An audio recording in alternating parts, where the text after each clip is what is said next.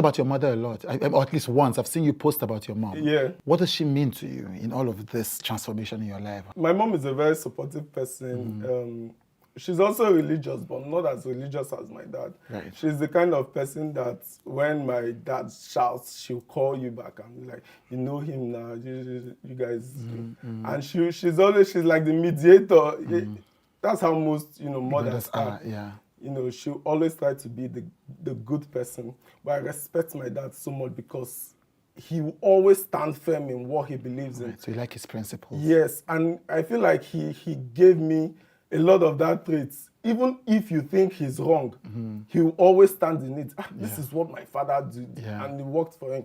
I would want to do it. So I understood my dad a lot. I never judged him for it. Right. We just didn't agree on a lot of things. You used to be a strong member. When that happened, people began to excavate. You were a strong member of House on the Rock. House on the Rock, yeah. They brought out a picture of me. You now replied and said, see how I was slim when I was in House on the Rock. Do you still go to House on the Rock? No, I stopped going to church. So you don't go to church anymore? I don't go to church anymore. And, okay, before asking that, so you said when you said this, people said, oh, you will soon lose the money, have you lost the money? I've not lost the money. I've even gotten richer. Have you fallen sick? At all.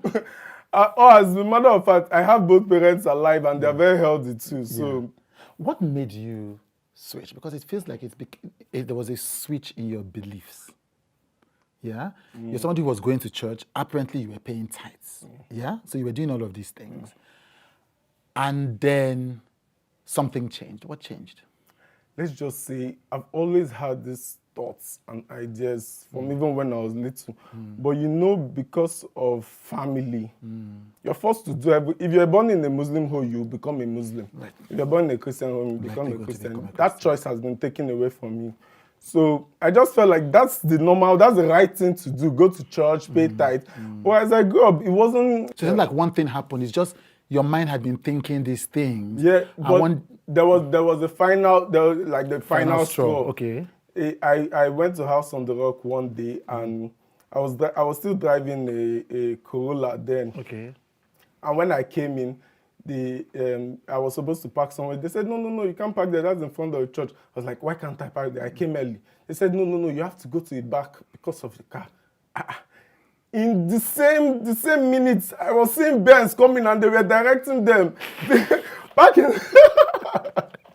I was in the Benz and Range Rover. They were directing them back in the front. I was like, what's going on here? Yeah. That was the first time I was experiencing it, and I felt so intimidated. Right. Like, why are you sending me to the back because of my car? Yeah. And it just hit me like, what these people are doing here is not working for me. I just turned around and left. And that was the last time I ever went to a church. Wow. To a church, ever.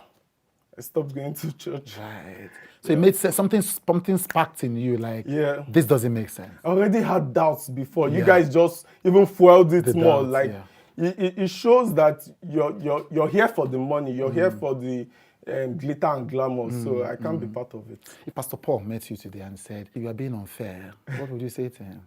How am I being unfair? They were being unfair to me. Yeah. I mean, he probably, I don't know if he knows about the incident. Of course, it's not about him. But then again, he's not the first church that would do that. Yes. We've heard about it on social media. Right. I feel like if they do not correct that, they might lose people. More people. Yeah. A lot of people. Yeah. So if Paul meets me now and talks to me, I'll never still come back to the church. Right. That ship has sailed. So the ship of church has sailed. It has sailed. In 2020, you lost brand deals because of you didn't mind your business. What happened? This is a very crazy story. It was in 2020 actually. Yeah. And it was like at the peak of my career as an influencer. And I lost a lot of deals at the same time, like 24 hours. I lost all my brand deals, like you said, because I didn't mind my business. What did you do? Okay, in 2020, a friend of mine who was also an influencer, it was a night like this, and we just started getting notifications. Your friend is being dragged on X. I was like, what happened? Then went and saw that he was accused of rape. Right. And that was the period where rape was a no-go. So I was like, I called him, what's going on? He said he has no idea, that he would never do something like that. And I know him very well that he would never do something like that. So I went and put out a tweet like, this is somebody I know. He would never do something like that. And because I was the bigger influencer, people left him and faced me. You, right. And started attacking me and started tagging all the brands I worked with. That I was supporting someone. Right, you were a rape apologist. That I was a rape apologist and all that. And you know how brand deals work. Brands don't like any stain on their image. So I just started getting calls from my agents and they've terminated your deal. Google terminated your deal. Pick.me terminated your deal. Almost every one of them, especially the bigger brands, Johnny Walker terminated, MTN terminated. I just sat like this. I called my brother and told him. He was like, why didn't you just mind your business? I said, I didn't know it would go like this. Yeah. I thought I was just standing up for my friend, but I didn't even know it was even that bad. Right. You get? And in hindsight, I feel like jumping to his defense wasn't the right call. Right. Because no matter how much you know someone, you don't know how far they can go. Right. I'm not saying that he did it, but I think I should have given it like maybe 2 days and, looked at all the facts and all that. After everything, it was actually false and he was exonerated. But I had lost everything. That was not coming back. Yeah. So it just sort of hit me like, this my business that I did not mind made me just lose everything, and it was crazy. But it was also the point that shifted my life and changed my life, and also made me a very, very successful person. How so? What happened? So after I lost all the brand deals, no other brand was giving me deal. I had to look for somewhere else to make money because I was spending money and new money wasn't coming out. When you're a successful person or when you're a famous person, people would not give you the grace that you've lost your brand deals. Nobody cares. You have to show up at red carpet. Yeah. You have to make new clothes. Yeah. You have to make new posts. And those things cost a lot of money. If you're not getting new income and you're spending that much, you would go broke in a year. Right.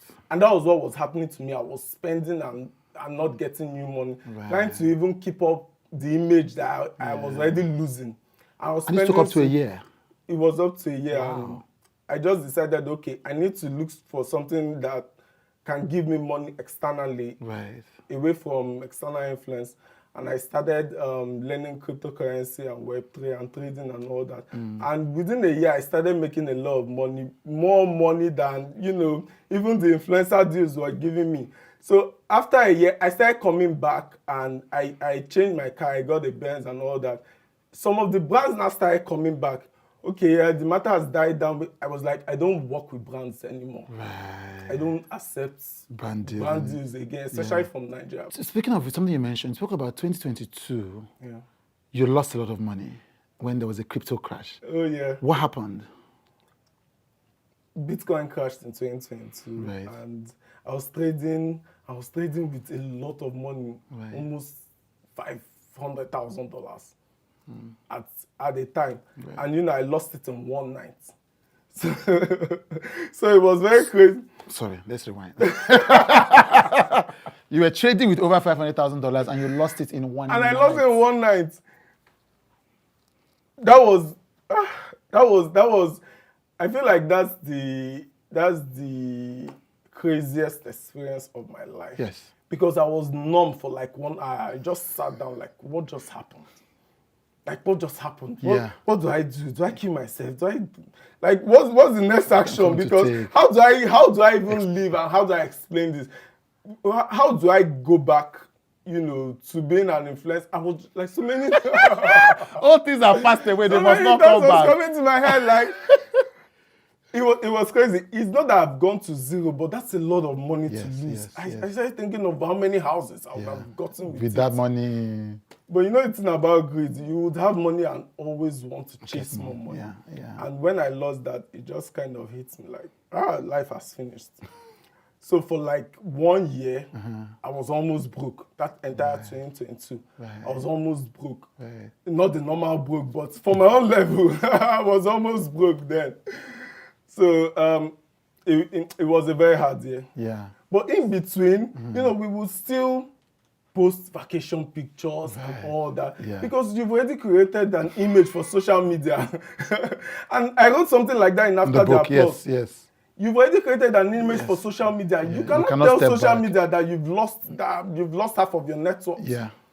Because there are people who look up to you, there are people who believe you, there are people they are using your life, as a yardstick. This is who I want to be like. Yeah. So I was still posting and dressing up, but inside I was dying. Right. So how did you come out of that? I just continued what I did. Then Bitcoin recovered in 2023. Right. So it sort of just gave me more to stand with, and I continued trading and. So you just kept moving. I just kept moving. Yeah, but then you are dealing with which is the pressure you're talking about after the applause, which is you've done this, you have to keep moving, but you are dealing with all the thoughts and the regrets and the fear. Do you ever fear losing everything? Of course. There's no one that doesn't fear. Yeah. It's a very valid fear. It's a very valid fear. And I fear losing everything because I've put out an image that is already a very high standard. Yeah. And also there's so many bets on my head. That's what I was going to ask. This person went against God. Yes. This is why he lost his money. Yeah. If I had made that post on social media that I lost this amount of money, they say, I talk him. God has punished you. I talk him. God don't catch him. Yes. You understand? Why did you write this book? Because if the people like tradition, you've gotten into trouble for speaking your mind before, they don't want to learn, why did you write the book? It's called After the Applause. Yeah. Yes, it's a small book, but it's a really wise book. Really, really wise book. After the Applause is basically a honest reflection.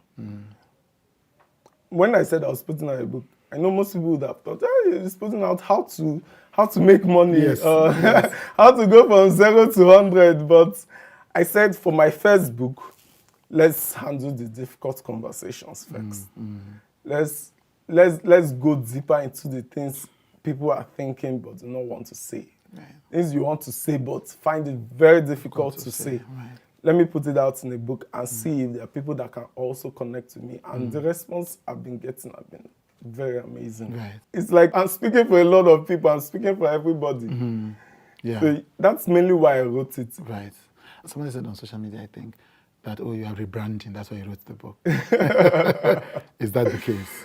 That you want to present a new version of Daniel Walter, a gentler, more thoughtful version. Or, like you said, a version of you that has already existed, but you think people have not been seeing it. Yes. Is that true? I feel like it's a version of me that people don't see, that Yeah. I want them to see. Yeah. So if you read After the Applause, you realize that, okay, this person is gentle. Yeah. No part of the book is attacking anyone. Even when I spoke about pastors, I was speaking for pastors because I had lived with one. Right. I was speaking for pastors, not against them. Right, So right. the book is basically saying there's pressure after success. There's pressure for public people. There's pressure for everyone.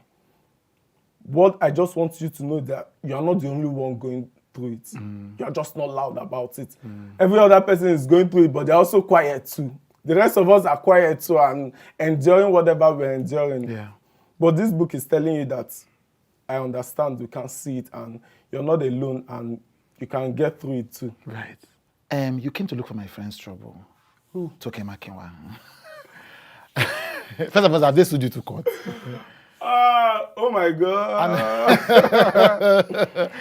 Do you feel like it was unfair to just drag her name into a larger point? I think it was. Yes. I think it was. I feel like if I ever meet Toke, I would apologize to it. Fantastic. Because it's one of the stray bullets I was talking about. Yes. That tweet wasn't supposed to be about her. But social media made it about her, and I understand how she would see it. You know, what happened that period was she was supposed to go to Dubai with, I think, some influencers and all that. Yeah. And all the headlines were using Toke Makinwa and other people, Toke Makinwa. So when I wanted to make reference to that event, I used Toke Makinwa and other people too. So it now felt like I was going after Toke Makinwa, and that wasn't the case. Right. But I understand how that would look, and if I ever meet her, I'll definitely apologize for it. Right, so you apologize for it? Yes, I definitely will. I want to make a personal request to you. Many of you watch, like, comment, but you don't subscribe. Now, Subscription matters as you subscribe and as you engage. So I am making a personal request. Don't just watch and leave. Please click the subscribe button. It matters to me.